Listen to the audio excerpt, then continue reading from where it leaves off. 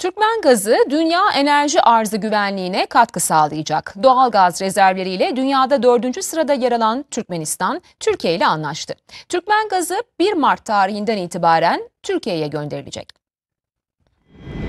Türkmen gazının swap anlaşması kapsamında İran üzerinden Türkiye'ye gönderilmesine ilişkin tarihi anlaşma BOTAŞ'la Türkmen Gaz arasında imzalandı. 2024 yılı Temmuz ayında Türkmenistan'ı ziyaret eden Enerji ve Tabii Kaynaklar Bakanı Alparslan Bayraktar, nihai hedefin 20 yıl boyunca her yıl için 15 milyar metreküp gaz almak olduğunu ifade etmişti. Takas yöntemiyle hızlı bir şekilde ilk etapta 2 milyar metreküplük bir gaz hacmiyle çalışmaya başlamak istiyoruz. Aslında konuştuğumuz toplam miktar önümüzdeki 20 yıl boyunca her yıl 15 milyar metreküpten yaklaşık 300 milyar metreküplük bir gaz hacmine ulaşmayı hedefliyoruz. Türkiye'nin Aşgabat Büyükelçisi Ahmet Demirok, iki ülke liderinin 1 Mart 2024'te Antalya Diplomasi Forumu'nda imzaladıkları mutabakat zaptının meyvesini verdiğini söyledi. Antalya Diplomasi Forumu marjında enerjiye ilişkin anlaşma imzalanmıştır ve bu anlaşmaları bugünkü olan gelişmelerinin ilk adım olarak teşkil edilmiştir.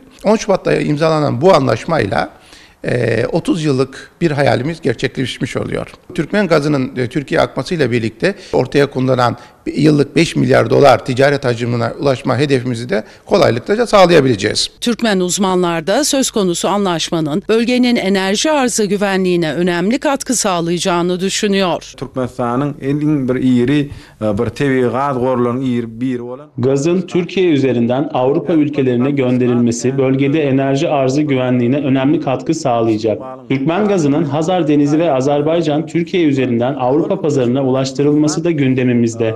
Türkmenistan İran'a bu yıl için 1,3 milyar metreküp doğal gaz gönderecek. İran da aynı miktarda gazı Gürbulak sınırından Türkiye'ye verecek.